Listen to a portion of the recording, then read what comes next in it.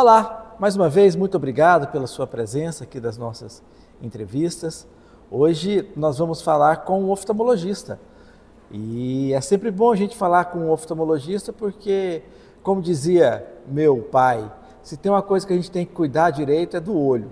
Porque sem o olho, sem a visão, as coisas são muito difíceis.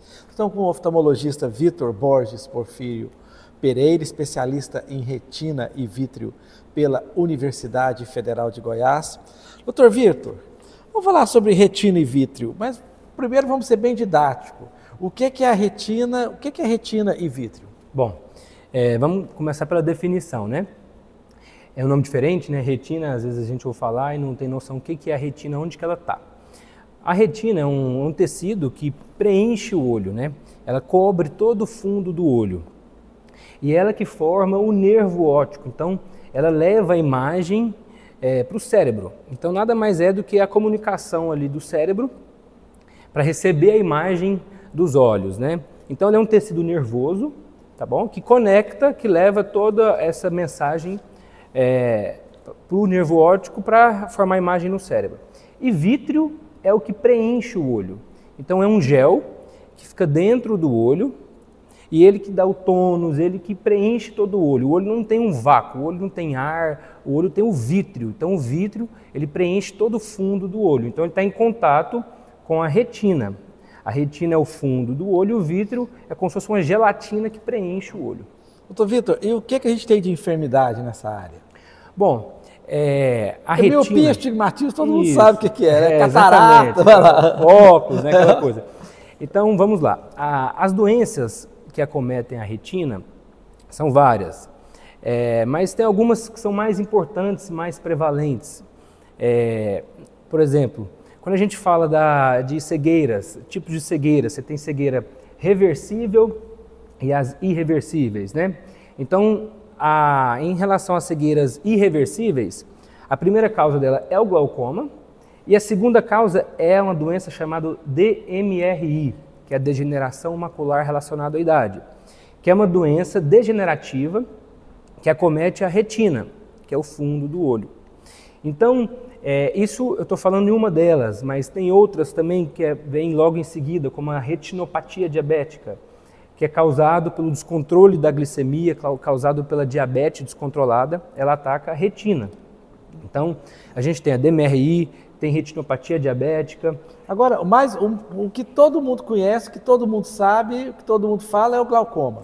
É o glaucoma. O glaucoma ele vem em primeiro lugar como causa de cegueira irreversível, tá? E a degeneração macular relacionada à idade seria a segunda causa. Uhum. Mas o glaucoma ele também não deixa de afetar a retina, né? Mais especificamente o nervo óptico, né? Que o nervo óptico é formado pela retina. Vamos falar do glaucoma, então. Como que o glaucoma se manifesta, a partir de quantos anos? Vamos lá. Glaucoma, quando a gente pensa em glaucoma tem várias causas e várias formas de glaucoma. Mas quando a gente fala do glaucoma como o mais conhecido, que é aquele clássico, né? Ele não tem sintoma, a maioria das vezes não sente nada. Isso que é ruim na medicina, exatamente. Né? Não, coisa que não tem sintoma. Como é que a gente vai saber se não tem sintoma? Quando ele vai dar um sinal, ele já está em estágio bem avançado, que seria a perda do campo visual, que é o principal sinal do glaucoma, é a perda do campo. E outra coisa, doutor Vitor, a gente acostuma com a visão, né? Porque exatamente. Toda vez que não é uma coisa... Aliás, o corpo humano acostuma, né? Com as enfermidades. É igual eu estou usando lente, né? Então, assim, a adaptação com a lente, quando você coloca, é difícil, mas depois você vai acostumando. Numa doença que começa devagar, você nem percebe, né? Como é que a pessoa percebe que não tem mais o campo visual que ela tinha? Exatamente. Então, essa é a importância do exame periódico, uma vez por ano. Muita gente acha que o exame é para trocar o óculos. E pelo contrário, numa consulta oftalmológica, a gente avalia o fundo do olho, avalia a pressão intraocular. Então, um glaucoma que você tem uma pressão intraocular elevada, para ela doer o olho, isso tem que estar muito alto. Então, normalmente, a pessoa não sente nada mesmo. E o que você falou, algumas doenças da retina, às vezes a pessoa nem sabe que tem. Então, a importância, às vezes, até de tampar um olho, tampar o outro, para tentar perceber que tem alguma coisa ali. Alguma perda de... Exatamente. Mas o glaucoma se manifesta a partir de quantos anos? É uma doença da O glaucoma... da idade. Agora tudo, não sei se é porque eu estou ficando velho, mas tudo agora é doença da idade. É doença da idade.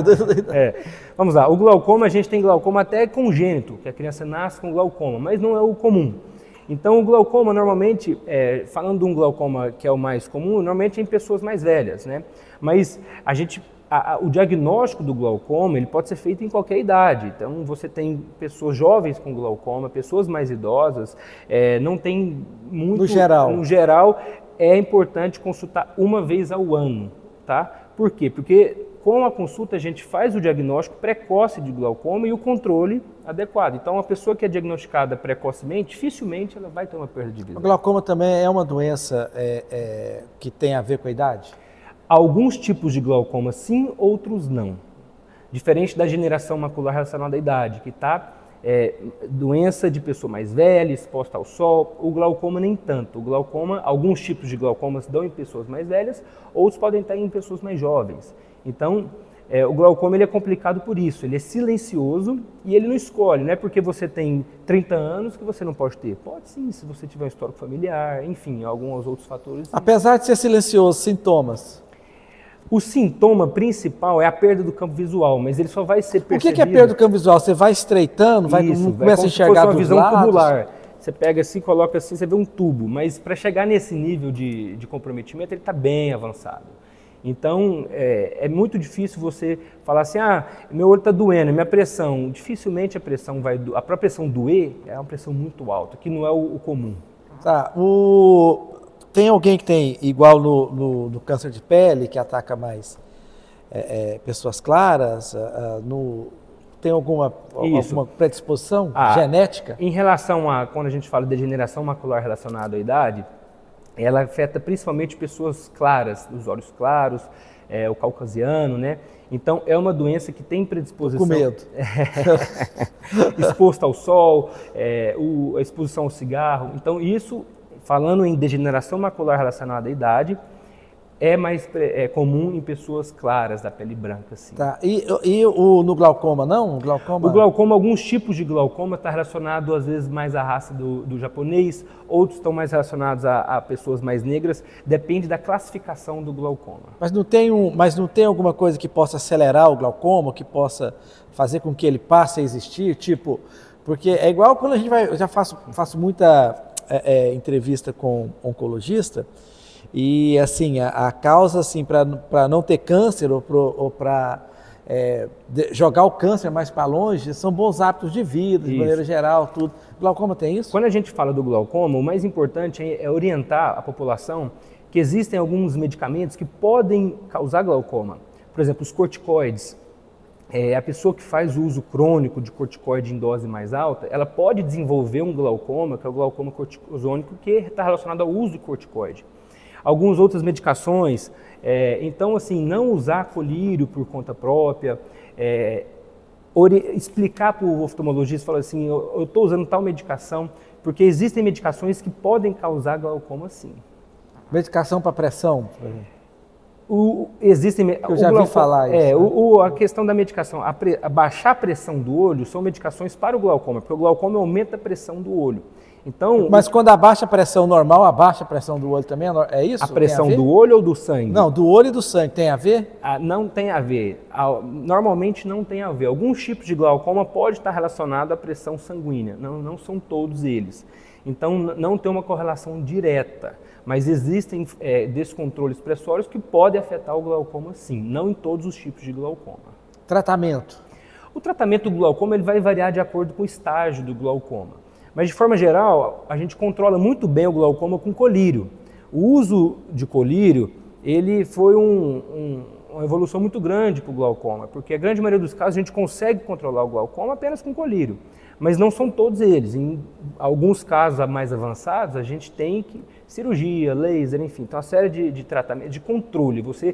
É importante orientar que assim, o glaucoma, quando você perde campo visual, você não recupera ele mais. Então, o tratamento ele estabiliza a doença, mas você não recupera o que já foi perdido. Então, fazer o diagnóstico precoce no glaucoma que é muito importante. No mundo tão avançado como o mundo da medicina, reverter a perda do campo visual ainda é sonho?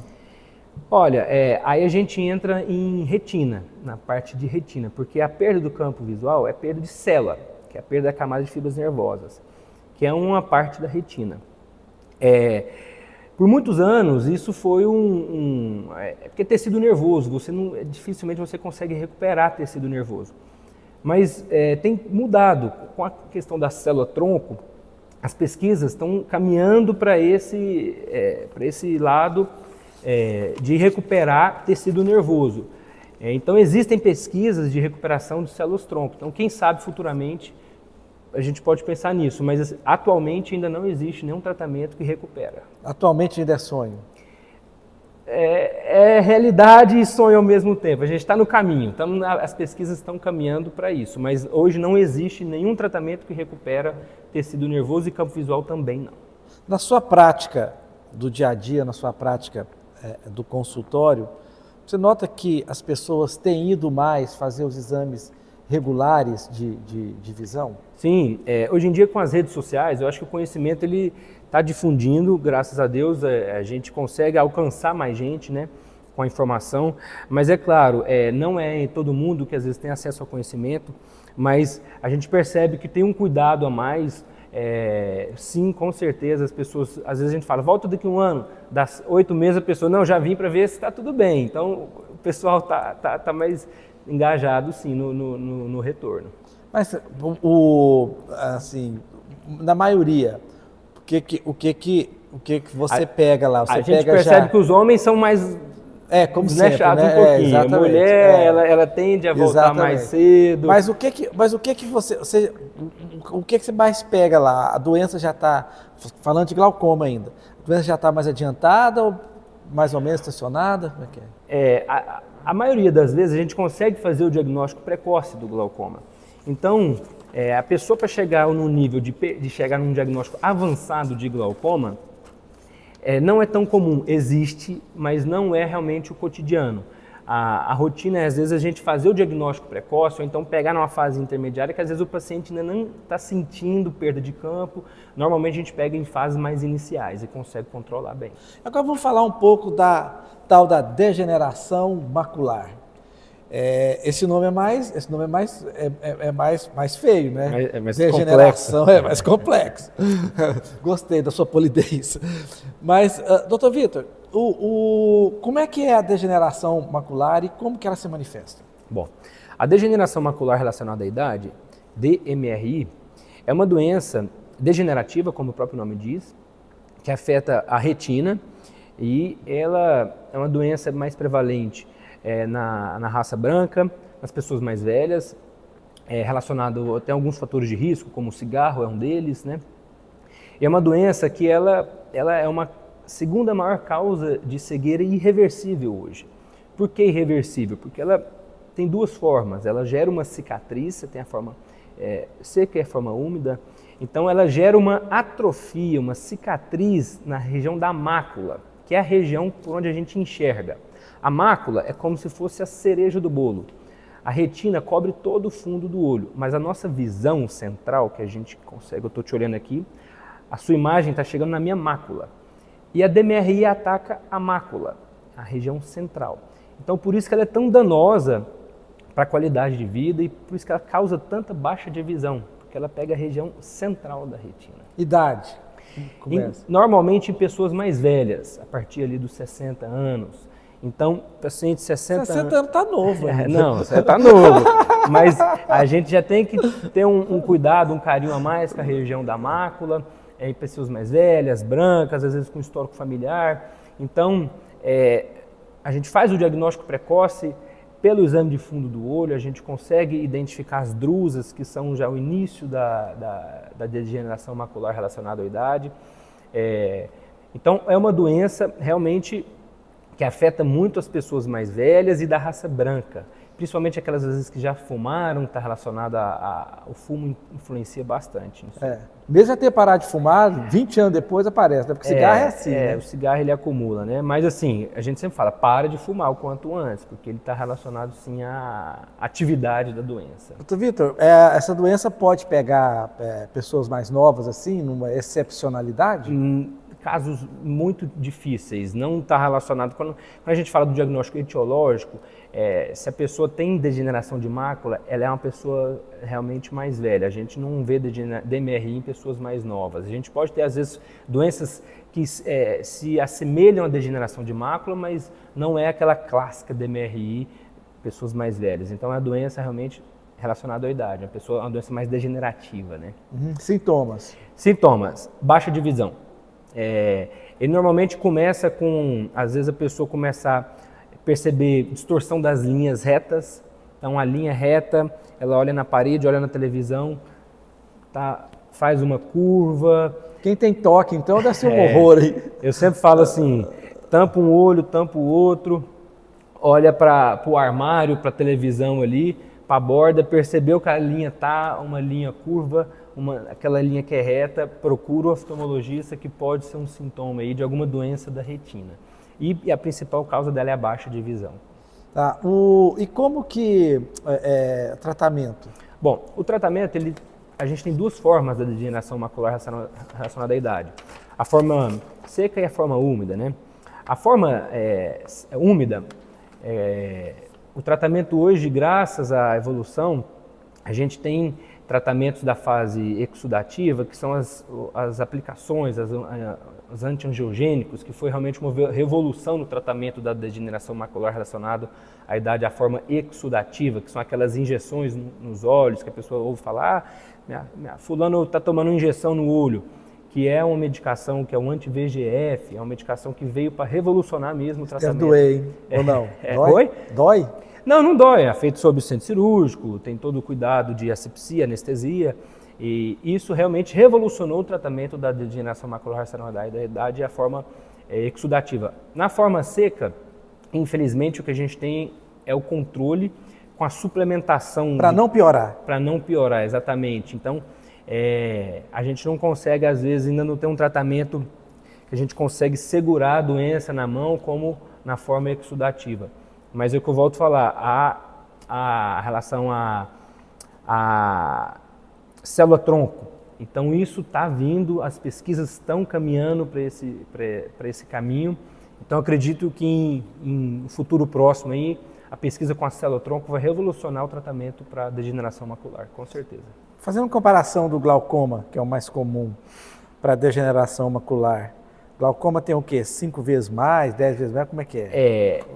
O glaucoma é mais prevalente, sim. Isso depende muito da raça, da assim, raça normalmente da pessoa. Mas assim, no consultório, a prevalência assim, do glaucoma ele é maior, sim, em relação, tanto que ele é a primeira causa de cegueira irreversível em comparação à DMRI, ela é menor. A prevalência do glaucoma é maior, com certeza.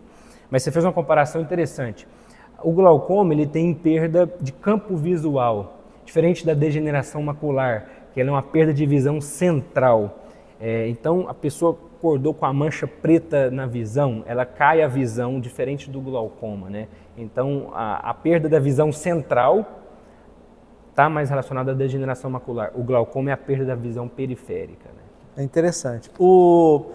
Tirando o glaucoma e a degeneração macular, o que a gente tem aí? Vamos supor uma terceira, quarta causa. A segunda ali que eu colocaria mais prevalente é a retinopatia diabética, que é tão importante. Mas que é relacionada só para diabetes não controlada? Exatamente. Então, aquela pessoa que tem um descontrole glicêmico, a diabetes descontrolada, uma glicemia mais alta, acima de ali um bom período, 10 anos, normalmente aquele paciente que tem um descontrole glicêmico, ele afeta a retina, que causa retinopatia diabética, que leva a descolamento de retina em casos mais graves.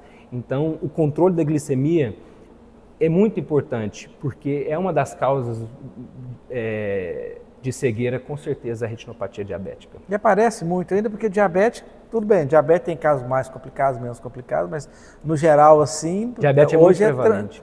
Diabetes é muito prevalente ainda na nossa sociedade. Principalmente porque, às vezes, a pessoa não sente, ela tem ali aquela glicemia de 200... É igual a pressão alta, né? Exatamente, 200, 250, ela acha que está tudo bem. Eu falo que esse tipo de paciente, ele é igual uma panela de pressão. Você tem o fogo baixo, o fogo alto. O fogo baixo ali, uma hora vai estourar. Então, realmente o controle da glicemia é muito importante para não levar a retinopatia diabética. Então, o paciente que tem uma diabetes controlada, ele não vai ter problema na retina. Agora, se descontrolar a diabetes por um período maior, com certeza ele vai levar a retinopatia diabética. Vamos fazer aqui agora um mito ou realidade. Pessoa que fala, eu enxergo melhor de noite do que de dia, ou de dia do que de noite. Isso é mito ou realidade? Sim, é verdade. Existem algumas condições que levam à piora da visão noturna, até doenças na retina, doenças como retinose pigmentar, doenças genéticas, né, que você tem uma baixa de visão em ambientes noturnos, ou até a própria catarata. A catarata, quando a pupila dilata, você tem um reflexo das luzes dentro dos olhos, então é uma verdade, isso pode acontecer. Pessoas que falam assim, eu não posso ler no carro que eu vomito. Tem a ver com leite? Tem a ver com o olho isso? Pode não necessariamente o olho diretamente, mas com o labirinto. Então, às vezes, ele pode causar um reflexo que pode dar um mal-estar sim na pessoa, mas não diretamente relacionado ao olho. Meu filho, você está lendo aí, não tem luz, vai ficar cego. Não, isso lê com pouca luz. A questão do jovem, não. Agora, em pessoas mais velhas, às vezes até com degeneração macular relacionada à idade, ele precisa de um ambiente de leitura com mais iluminação. Mas isso eu estou falando em pessoas com doenças na retina. Mas a gente, no nosso dia a dia, isso não prejudica a visão, não. Agora mais sério, a questão dos smartphones, das telas. Você sentiu, depois dessa explosão das telas, que é um fenômeno recente aí, se muito, 10 anos, e as pessoas vão ficando cada vez mais tempo nas telas, né? Você sente uma diferença disso, um reflexo disso no consultório? Bom, quando a gente fala em telas, uma coisa que é um mito que a gente tem que desvendar aqui, o pessoal fala assim, essa luz que vem da tela aqui, ela é prejudicial ao olho. Não existe nenhum estudo científico que comprove que aquela iluminação que vem das telas, ela causa dano à visão. Isso é um mito. Mas a gente sabe que a exposição maior às telas pode levar a um quadro de olho seco, porque a gente pisca menos, então o olho lubrifica menos. E aí já é um pouco mais controverso na literatura, o aumento da relação à miopia. Tem alguns estudos que mostram que o excesso da visão de perto pode levar a um aumento da miopia em crianças. Outros já não consideram esse aumento não tão significativo, mas em relação às telas, o que a gente está percebendo pode aumentar tem relação com o aumento da miopia em crianças. Na saúde do olho, de maneira geral, tem uma receita? Tem uma receita. Procura o oftalmologista uma vez por ano. Se você conseguir fazer esse acompanhamento uma vez por ano, você vai estar conseguindo controlar diagnóstico precoce, de glaucoma, degeneração de mácula. Então eu sempre falo, olha, vá ao oftalmologista uma vez ao ano, independente se o óculos está bom ou não, faça um acompanhamento anual, é a receita. Nós conversamos aqui com o Dr. Vitor, especialista em retina e vítreo, oftalmologista. Dr. Vitor, muito obrigado pela maneira fácil com que você fala de assuntos tão complicados, né? Eu vejo que você evita os termos mais complicados. Muito obrigado, torna mais fácil o entendimento. Então, muito obrigado pela sua presença. Eu agradeço aqui o Secov, a oportunidade, e em qualquer dúvida a gente está à disposição.